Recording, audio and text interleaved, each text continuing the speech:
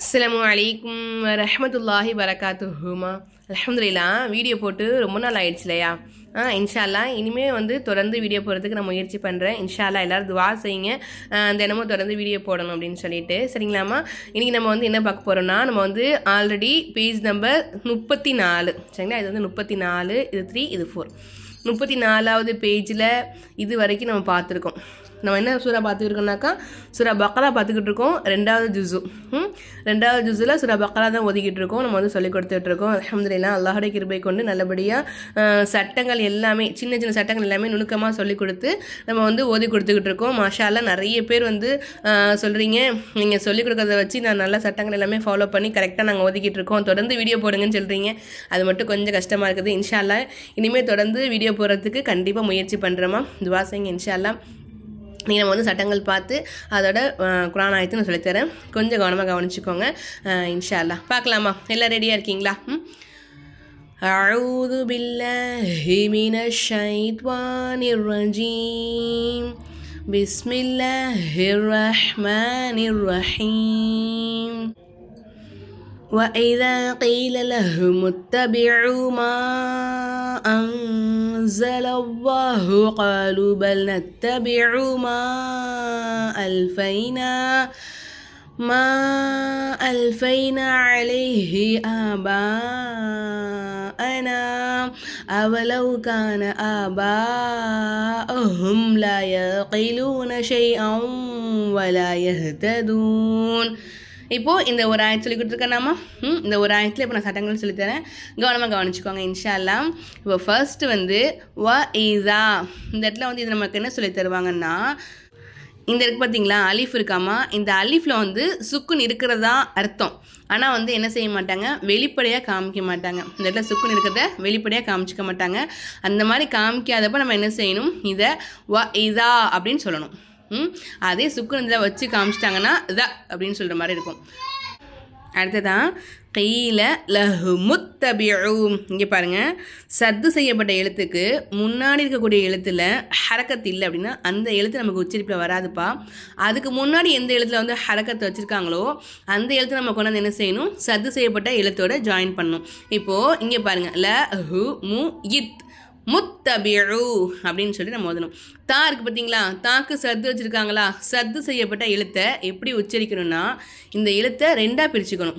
எந்த எழுத்துக்கு சத்து வச்சுருக்காங்களோ அந்த எழுத்தை ரெண்டாக பிரிச்சுக்கணும். இப்போது இங்கே தா வச்சுருக்காங்களா, அப்போ அந்த தாவை என்ன செய்யணும், 2 தாவாக பிரிச்சுட்டு மொதல் தாக்கு சுக்குன்னு வச்சு 2வது தாக்கு இங்கே என்ன ஹரக்கத்து இருக்கோ அதை அப்படியே வச்சுட்டு ல ஹு மு இத்தபிஉ அப்படின்னு சொல்லிட்டு இதை நம்ம வந்து வாசிக்கணும்.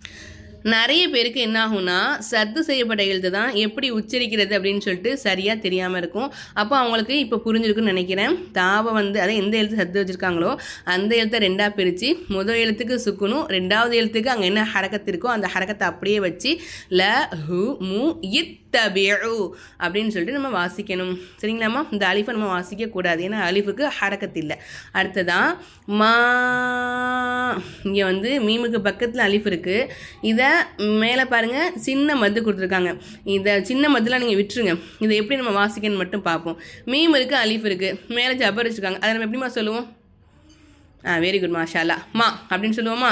அப்போது மத்து எந்த எழுத்தில் வச்சுருக்காங்களோ அந்த எழுத்து நம்ம என்ன செய்யணும், மா அப்படின்னு சொல்லாமல் அதை நம்ம நீட்டணும் 3 அலிஃபுக்கு. ஏன்னா இது சின்ன மத்தா அப்படின்னால 3 அலிஃபு நம்ம என்ன செய்யணும், நீட்டணும். எப்படி நீட்டணும், மா அப்படின்னு 3 அலிஃபுக்கு நம்ம இதை நீட்டணும். அடுத்ததான் பாருங்கள், அன்ஸலல்லாஹ், இந்த இடத்துல நூனே சாக்கின் வந்திருக்கு. அடுத்ததான் ஜா வந்திருக்கா. இப்போ ஜா வந்து என்ன எழுத்துமா, இஹ்ஃபாவுடைய எழுத்து. அப்போ நம்ம என்ன செய்யணும், நூனே சாக்கினை குன்னா செஞ்சு ஓதணும். அன்ஸலல்லாஹ் அப்படின்னு ஓதணும். இங்கே பாருங்கள், அவ்வாஹ் அப்படிங்கிற வார்த்தைக்கு முன்னாடி இருக்கக்கூடிய எழுத்தில் ஜபர் வந்துச்சு அப்படின்னா அப்போ நம்ம என்ன செய்யணும், அவ்வாஹ் அப்படிங்கிற வார்த்தையை நல்ல வாய் நிறைய காற்று வச்சு நம்ம உச்சரிக்கணும். எப்படி தெரியுமா,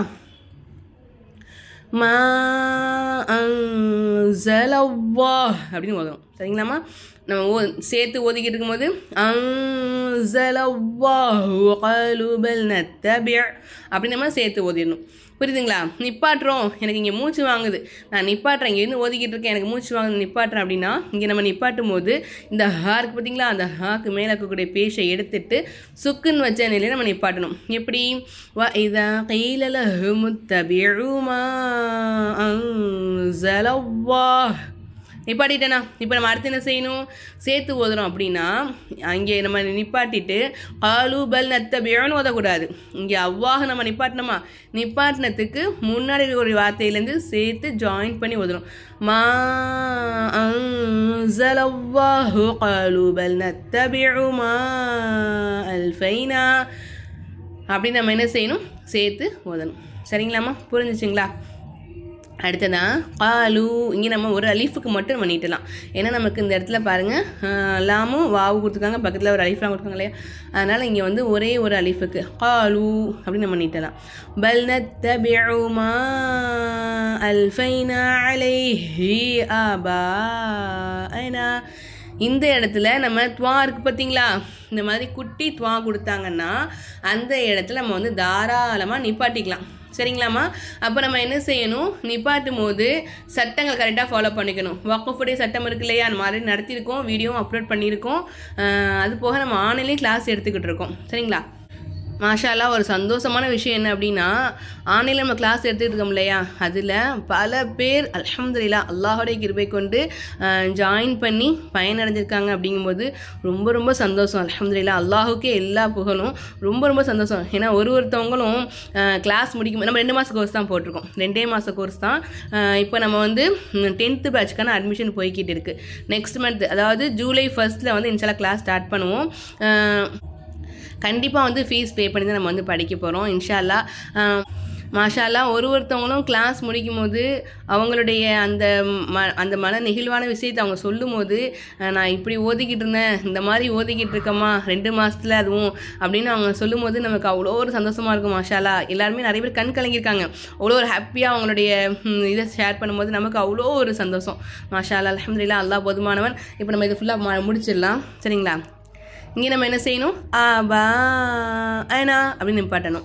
அடுத்ததா அவலவ் கான ஆபா அஹும் லா யகீலூன ஷைஅன் வலா யஹ்ததூன். அவலவ் கான, இங்கே நம்ம வந்து சட்டங்கள் ஒன்றும் பெருசாக இல்லைல்லம்மா. இங்கே நம்ம நீட்டும் போது எப்படி நம்ம நீட்டணும்னு பார்த்துக்கோங்க. பாக்கு மேலே நமக்கு என்ன பண்ணியிருக்காங்க? பெரிய மத்து கொடுத்துருக்காங்க. அந்த பெரிய மத்தை நீங்கள் பார்க்காதீங்க இப்போதைக்கு. சரிங்களா? அதை விட்டுருங்க. இங்கே அலிஃப் இருக்கா, இங்கே பா இருக்கா, இதை நம்ம எப்படி சொல்லுவோம்? இதை ஆ, இதை பா, ஆ பா அஹும் அப்படின்னு சொல்லுவோமா? பாக்கு மேலே பெரிய மது வச்சனால அந்த பாவை மட்டும் பா அப்படின்னு சொல்லாமல் பா, இந்த பாவை மட்டும் நம்ம என்ன செய்யணும்? நீட்டிக்கணும் ஒரு 5 அலிஃபுக்கு. சரிங்களாம்மா? ஆ பா அஹும் அப்படின்னு நம்ம நீட்டணும். லா யகீலூன ஷைஅன், இங்கே பாருங்கள் தன்மீனுடைய குறியீடு இருக்காமா. அடுத்ததாக வாவ் வந்திருக்கு. வாவ் வந்து இதகம் பில்குன்னாவோட எழுத்து. அப்போ நம்ம என்ன செய்யணும்? ஒரு எழுத்தை இன்னொரு எழுத்தோட ஜாயின் பண்ணி குன்னா செஞ்சு ஓதணும். ஷை அப்படின்னு ஓதணும். இங்கேக்குள்ளே வந்து நான் ஆன்லைன் கிளாஸ் இருக்கும்போது தெரிஞ்சிச்சு, நிறைய பேர் இந்த இடத்துல ஷை அன் வலா அப்படின்னு சொல்லிட்டு ஓதுறாங்க. அந்த மாதிரி ஓதுறது ரொம்ப ரொம்ப தவறான விஷயமா. நம்ம வந்து கொஞ்சம் சட்டங்களை கரெக்டாக ஃபாலோ பண்ணி நம்ம ஓதணும். சரிங்களாம்மா? தஜ்வீத் முறைப்படி குர்ஆன் ஓதுறது வந்து ரொம்ப ரொம்ப முக்கியமான விஷயம். அதெல்லாம் கொஞ்சம் கவனமாக ஓதுங்க. சரிங்களா? இப்போது இந்த இடத்துல வந்து நம்ம என்ன செய்யணும்? ஷை அன் அப்படின்னு சொல்லக்கூடாது, ஷை அப்படின்னு சொல்லணும். அது மட்டும் இல்லாமல் இங்கே இன்னொரு சட்டம் கூட வருது. என்னென்னா, சத்து செய்யப்பட்ட எழுத்து இருக்காமா, சத்து செய்யப்பட்ட எழுத்துக்கு முன்னாடி இருக்கக்கூடிய எழுத்துல தோ ஜபரு, தோ ஜேரு, தோ பேஷு வந்துச்சு அப்படின்னா அப்போ நம்ம என்ன செய்யணும்? அந்த இரட்டை குறியீடுகளை ஒற்றை குறியீடாக மாற்றி நம்ம வந்து உச்சரிக்கணும். ஷை அப்படின்னு நம்ம சொல்லணும். இந்த ஹம்சாக்கு மேலே இருக்கக்கூடிய தோ ஜபரை எடுத்துட்டு ஜபரா மாற்றிடணும். ஜபரா மாற்றிட்டு ஷை அ யூ, ஓகேவா? ஷை அ யூ. வாவை நம்ம என்ன செய்யணுமா? 2ஆக பிரிச்சுக்கணும்னு சொல்லி கொடுத்தனா, 2ஆக பிரிச்சுட்டு முதல் எழுத்துக்கு சுக்கணும், 2வது எழுத்துக்கு இங்கே என்ன ஹரக்கத்துக்கு அதை அப்படியே தூக்கி வச்சுக்கணும். சத்து செய்யப்பட்ட எழுத்துக்கு சொல்கிறேன். அப்போ ஷை அ யூ, ஷை வ லா, வலா, ஷை வலா யஹ்ததூன். இந்த இடத்துல நமக்கு ஒரு ஆயத்தினுடைய முடிவில் ஜபரு ஜேரு பேஷு தோ ஜேரு தோ பேஷு கடா ஜேரு உல்டா பேஷு இந்த 7 குறியீடுகள் வந்துச்சு அப்படின்னா அந்த 7 குறியீடுகளை எடுத்துட்டு சுக்குன்னு வச்ச நிலை நம்ம நிப்பாட்டணும். அது ரொம்ப முக்கியமான சட்டம், நல்லா கவனமாக கவனிச்சுக்கோங்க இன்ஷா அல்லாஹ். அப்போ இந்த இடத்துல ஒரு ஜபரை எடுத்துட்டு சுக்குன்னு வச்சு யஹ்ததூன் அப்படின்னு நம்ம இந்த இடத்துல நிப்பாட்டிக்கணும். சரிங்களாம்மா? அல்ஹம்துலில்லாஹ். இது வரைக்கும் நம்ம ஒரு ஆயத்து தான் பார்த்துருக்கோம். ஆனால் அந்த ஒரு ஆயத்தில் நம்ம வந்து முழுமையான எல்லா சட்டங்களையும் சொல்லி கொடுத்துருக்கோம்.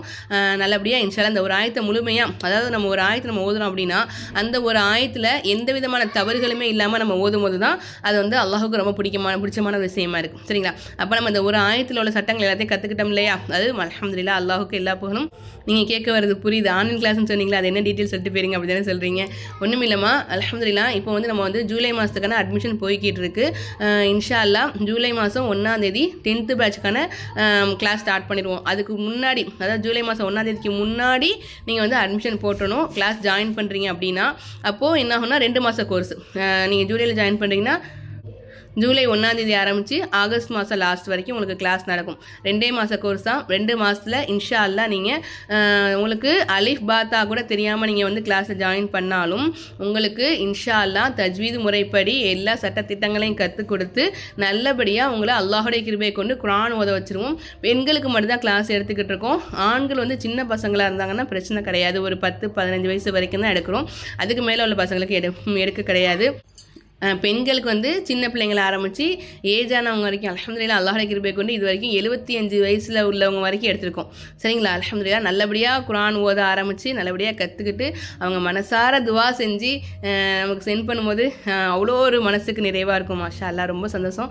நீங்களும் ஜாயின் பண்ண நினச்சிங்கனாக்கா ஸ்க்ரீனில் தெரியுற இந்த வாட்ஸ்அப் நம்பருக்கு மெசேஜ் பண்ணுங்கள். இன்ஷா அல்லாஹ் கண்டிப்பாக கிளாஸ் ஜாயின் பண்ணிக்கிடுவோம். அட்மிஷன் போய்கிட்டு இருக்கு. விருப்பம் இருக்கிறவங்க ஜாயின் பண்ணிக்கோங்க. நம்ம இன்ஷா நாளைக்கு அடுத்த வீடியோவில் பார்க்கலாம். அஸ்ஸலாமு அலைக்கும் வரஹ்மத்துல்லாஹி வரகாத்துஹு.